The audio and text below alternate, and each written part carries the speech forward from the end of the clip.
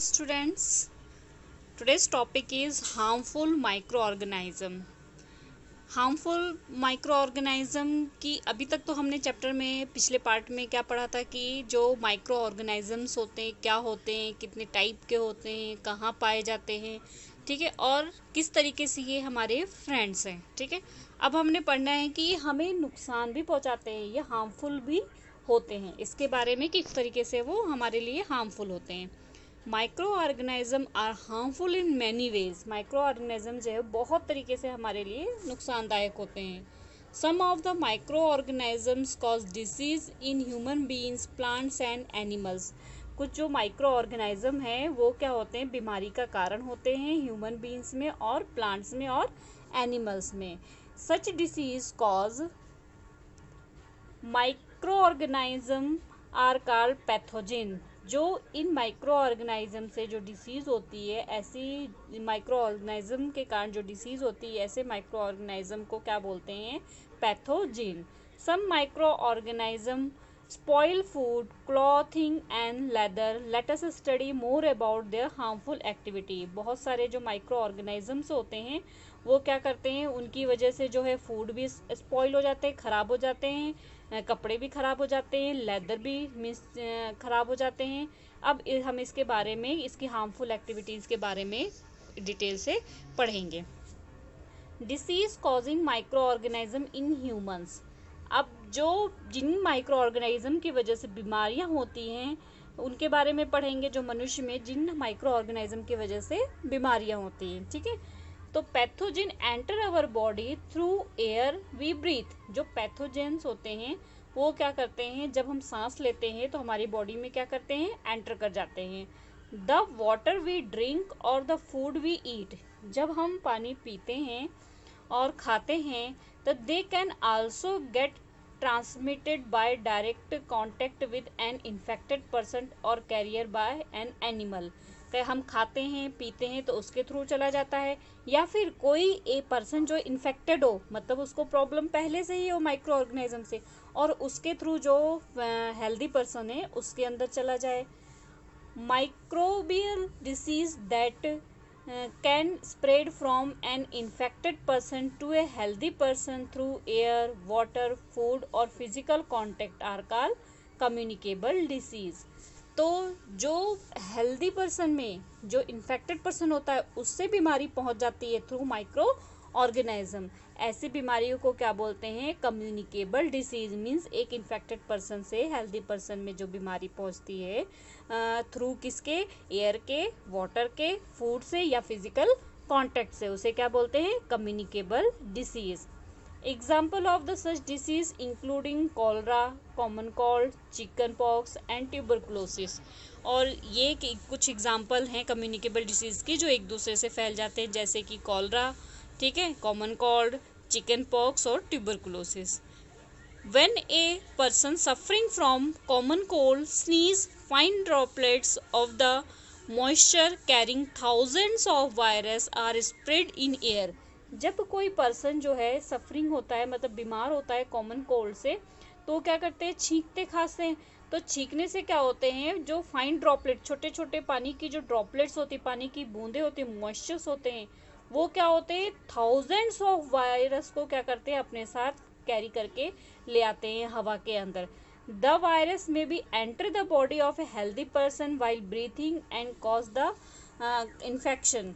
तो जब वो ड्रॉपलेट्स, जब उसने छींका खांसा और उस ड्रॉपलेट्स के साथ थाउजेंड ऑफ वायरस बाहर आए, तो वायरस जो है हेल्दी पर्सन के अंदर क्या हो जाएगा, सांस के द्वारा उसके अंदर चला जाएगा और उसको क्या कर देगा, इन्फेक्टेड कर देगा।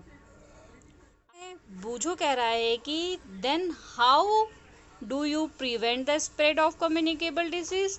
आप कैसे, जो ये कम्युनिकेबल डिसीज़ है, इससे अपने आप को कैसे प्रिवेंट कर सकते हो, मतलब हम अपने आप को कैसे प्रिवेंट कर सकते हैं। ठीक है, तो हम देखते हैं किस तरीके से। एक पहेली भी कुछ बोल रही है, पहेली का देखते हैं क्या बोल रही है। We should keep a handkerchief on the nose and the mouth while sneezing. It is better to keep a distance from infected person. जब जो है उसने बूझो ने पूछा कि हम अपने आप को कम्युनिकेबल डिसीज से कैसे प्रोटेक्ट कर सकते हैं, तो उसका आंसर जो है पहेली ने दिया। पहेली ने क्या कहा कि हम हैंकी को अपने नाक पे या मुंह पर रख लेंगे छींकते या खांसते वक्त, और जो इन्फेक्टेड पर्सन है उससे प्रॉपर डिस्टेंस बना के रखेंगे, तो हम इन्फेक्शन से क्या कर सकते हैं, अपने आप को बचा सकते हैं। आगे देखते हैं। There are some insect and animal which act as the carrier of disease causing microbes। जो कुछ जो होते हैं इंसेक्ट होते हैं या एनिमल्स होते हैं जो क्या करते हैं, डिसीज़ को, माइक्रोब्स को क्या करते हैं, उठा के लेके जाते हैं, मीन्स कैरी करके लेके जाते हैं। House fly is one such carrier. House fly उनमें से एक है जो कि माइक्रोब्स को लेके जाती है एक जगह से दूसरी जगह तक। The fly site on the garbage and animal excrete, मतलब जब गार्बेज होता है जहाँ पे कूड़ा वगैरह होता है, एनिमल का जो वेस्ट होता है, एक्सक्रीट पड़ा होता है, तो फ्लाइज क्या करती हैं, मीन्स जो मक्खियाँ होती हैं, हाँ, जो हाउस फ्लाई होती है वो सब जाके उस पर क्या करती है, बैठ जाती है। ठीक है। Pathogen stick to their bodies and when this flies sit on uncovered food they may transfer the pathogens. whoever eat the contaminant food is the likely to get sick, so it is available to always keep food covered। तो क्या होती है, वहाँ से उन्होंने क्या किया, जो माइक्रोब्स थे, जो बीमारी फैलाने वाले, उनको अपने साथ कैरी किया। उनके पंजों में जो होते हैं, पैरों में या उनके पंख में जो है वो माइक्रोब्स आ जाते हैं। वो उड़ के गई, उनके साथ वो पैथोजिन आ गए। अब वो उड़ के गई, किसी शॉप पे गई या कहीं पर भी खाने पीने की चीज़ खुली पड़ी है उस पर जाके बैठ गई, तो वो माइक्रोब्स क्या हुए, उसके ऊपर आके पहुंच गए, और वो हमने लिया खाया तो माइक्रोब्स कहाँ चले जाएंगे, हमारे अंदर चले जाएंगे। इसीलिए क्या करना चाहिए कि जो खाने पीने की चीज़ है उसको खुला नहीं छोड़ना चाहिए, और उसको हमेशा क्या करके रखना चाहिए, कवर करके रखना चाहिए। Another example of the carrying is the female anopheles mosquito. इसका नाम आपने सुना होगा कि फीमेल एनाफ्लीज मॉस्किटो, जिसकी वजह से क्या होता है, मलेरिया होता है। ये नेम याद रखना पड़ेगा आपको, फीमेल एनाफ्लीज मॉस्किटो। तो which carries the parasites of the malaria plasmodium. जो मलेरिया का पैरासाइट्स होता है plasmodium. Female aedes mosquito act as the carrier of the dengue virus. How can we control the spread of the malaria और dengue.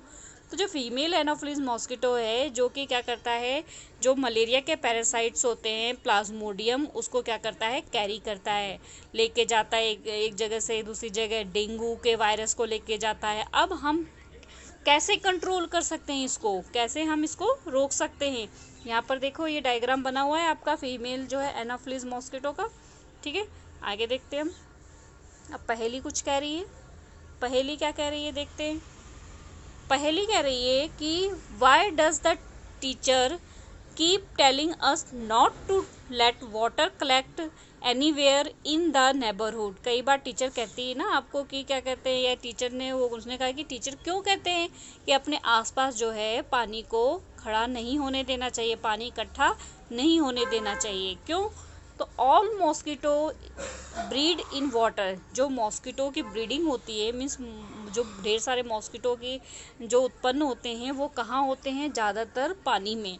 Hence one should not let water collect anywhere in the coolers, terrace और flower pot etcetera. तो जो mosquito होते हैं उनकी breeding water में होती है, इसलिए हमें क्या होना चाहिए, जो पानी को यहाँ वहाँ नहीं खड़े होने देना चाहिए, कूलर में पानी नहीं इकट्ठा रहने देना चाहिए, जो टेरेस पे छतों पे पानी इकट्ठा हो जाता है कई बार उसको नहीं करना चाहिए, फ्लावर पॉट में पानी नहीं रहने देना चाहिए, क्योंकि वहाँ सब क्या होगा, मॉस्किटो की ब्रीडिंग हो जाएगी और मॉस्किटो बहुत सारे उत्पन्न हो जाएंगे। By keeping the surrounding clean and dry, we can prevent mosquito from the breeding। इस तरीके से अगर हम साफ़ सफाई रखेंगे और इस तरीके से हर चीज़ को ड्राई रखेंगे तो हम मॉस्किटो की ब्रीडिंग को क्या कर सकते हैं, कम कर सकते हैं, रोक सकते हैं, प्रिवेंट कर सकते हैं। And try to make a list of the measure which help to avoid the spread of the malaria. और आप अपनी तरफ से लिस्ट बनाइए कि आप क्या क्या करेंगे मॉस्किटो की ब्रीडिंग्स को रोकने के लिए। यहाँ पे हमारे पास एक टेबल है, बहुत ही इंपॉर्टेंट है, इसको आपने बहुत अच्छे से करना चाहिए। Some common human disease cause by the micro organism की वजह से कुछ कॉमन डिसीज हैं, उन डिसीज के बारे में हम पढ़ेंगे। फर्स्ट कॉलम में ह्यूमन डिसीज, दूसरा कॉजेटिव माइक्रो ऑर्गेनाइज्म मीन्स जिसकी वजह से ये डिसीज होता है, मोड ऑफ ट्रांसमिशन किसकी वजह से ये आगे बढ़ता है, और जब अगर ये प्रॉब्लम हो जाए तो उसको अपने आप को प्रिवेंट कैसे करेंगे। तो सबसे पहले ट्यूबरकुलोसिस, ये किससे फैलता है? बैक्टीरिया से। ये किसके थ्रू फैलता है? एयर से।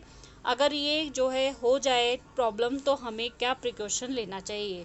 Keep the patient in complete isolation, keep the personal belonging of the patient away from those of the other, vaccination to be given at suitable age. क्या करना चाहिए? सबसे पहले तो जो भी पेशेंट है उसको क्या करना चाहिए? आइसोलेशन में करना चाहिए, बिल्कुल अकेला रखना चाहिए, और उसको पेशेंट को जो है वैक्सीनेशन प्रॉपर देना चाहिए, मीन्स इंजेक्शन वगैरह देना चाहिए, वैक्सीनेशन देना चाहिए, टीका लगाना चाहिए, और उसकी एज के अकॉर्डिंग। इस तरीके से हम उसकी बीमारी को आगे फैलने से रोक सकते हैं। इसी तरीके से मिसेल्स, ये भी वायरस से होता है, ये भी एयर के थ्रू फैलता है, सेम प्रिवेंशन है। चिकन पॉक्स, ये भी वायरस से फैलता है, एयर से भी फैलता है, और ये कॉन्टैक्ट से भी फैलता है, प्रिकॉशन सेम है। और पोलियो, ये भी वायरस से फैलता है, एयर से, और किससे फैलता है? ये वाटर से फैलता है, ये भी सेम जो प्रिवेंटिंग मेथड है इसका। आगे देखते हैं हम अगला। ये सारे वायरस से हो गए थे। अब बैक्टीरिया से क्या क्या होता है? कॉलरा और टाइफाइड, दोनों बैक्टीरिया से। ये जो है कॉलरा वाटर और फूड से फैलता है, और टाइफाइड जो है वाटर से फैलता है। Maintaining a person hygiene and good sanitary habitat, consume the properly cook food and the boiled drinking water, vaccination. इससे बचने के लिए हमें क्या करना चाहिए? पहले तो साफ़ सुथरा होना चाहिए, और अच्छी आदतें होनी चाहिए, साफ़ सुथरी काम करने की, आसपास साफ़ सुथरा रहने की, खुद को साफ़ सुथरा रखने की, और प्रॉपरली पका हुआ जो है खाना खाना चाहिए, और प्रॉपरली उबला हुआ पानी पीना चाहिए, और क्या कहते हैं, वैक्सीनेशन को भी करवाना चाहिए, जो भी इसकी वैक्सीनेशंस बनी हो वो भी लगवानी चाहिए। नेक्स्ट देखते हैं हेपेटाइटिस ए, ये किसके थ्रू फैलता है? वायरस के थ्रू। और कौन लेके जाता है? मतलब ये वायरस से होता है, और किससे फैलता है? ये वाटर। Drinking water, vaccination.